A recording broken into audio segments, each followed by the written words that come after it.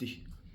Demək, növbəti 5 ballıq sualımız da bizim yenə də riyazi şifrələrlə bağlı bir test tapşırdı və nisbətən ağır bir test tapşırdı. Baxın, demək, burada müəyyən 2 dənə 2 rəqəmli ədədin hasilindən bu nəticələri alır. Burada bir toplama işarəsi var. Baxın, bu nöqtəni bu iki nöqtəyə vurub alıb nöqtə 3.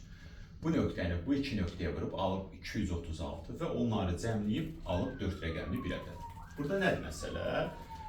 Bizdən soruşulur ki, bu iki rəqəmli ədədlərin biri digərindən neçə vahid böyükdür?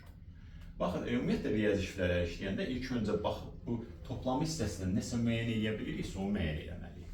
Əgər yoxsa qalxacam yuxarı. Baxıram ki, bir dənə buradan ancaq ki, deyə bilərəm ki, bu 3 gəlir, düşür bura. Çünki bura normalda 0 deməkdir. Üst düşdü və başqa heç bir şey müəyyən edə bilir. Bizə deyir ki, bu iki rəqəmli ədədlərin biri digərindən neçə vahid böyükdür. Hətta deyir ki, birinci ikincidən neçə vahid böyükdür. Böyük ehtimal ki, birinci bizdə daha böyük olmasıdır. Demək, yoldaşlar, nəyə diqqət edir?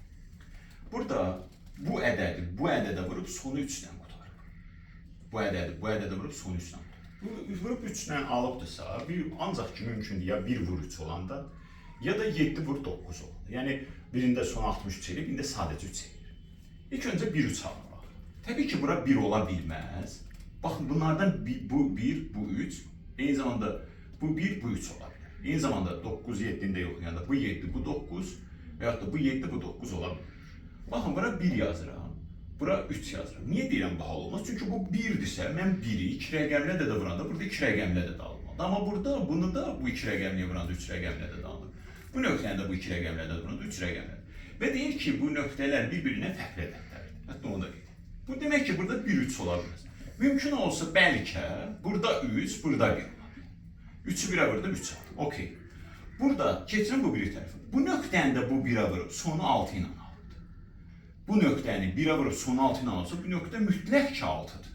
6. İndi demək ki, 6-nı bu 2 nöqtəyə vurub 236 ilə. 236 görüm 6-ya bölüb 2 rəqəmlə də ala bilərəm. Yox. 236 6-ya tam bölünür. Demək ki, 3-1 halı ilə mən uğurlu nəticəyə gedə bilirəm. Gəlirəm 7-9 al. Ola bilər ki, burada 7, burada 9 olsun.